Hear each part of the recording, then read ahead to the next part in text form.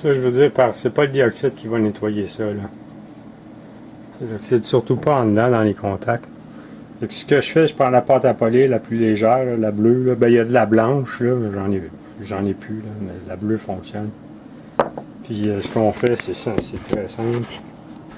C'est de glisser le... J'en mets des deux côtés, bien évidemment.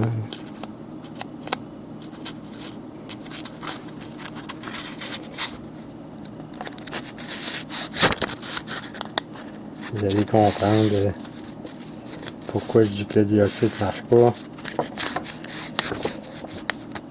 Regardez ça la crasse. Après ça, pour le wiper, je continue sur le reste. Là, j'ai un contact qui est propre. Je fais la même chose pour l'autre.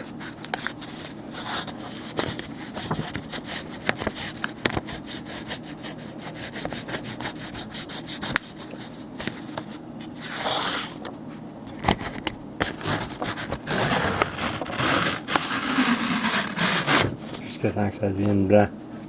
Fait que là, le contact interne est de fer, puis après ça, ben ici, je prends des Q-tips. Après ça, on se retrouve avec une belle switch neuve.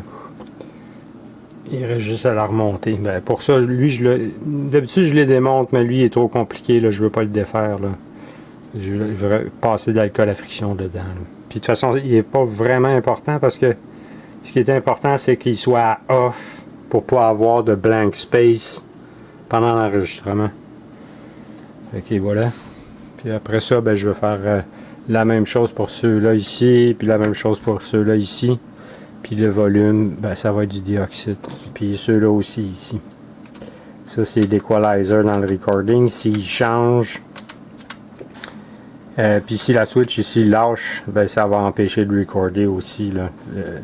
La lumière record va s'éteindre. Puis, et voilà. Puis ça, c'est le bias. Fait que si je change le bias pendant le recording, le son va changer. Fait que tout ça est à faire. Et voilà. C'est une énorme job. Jamais vous voulez, il faut faire ça vous-même, pièce par pièce, y aller bien tranquillement, faire ça amoureusement, ou bien vous attendre une facture de 1000$ là, pour sûr, là, pour faire tout ça là, comme il faut. Là.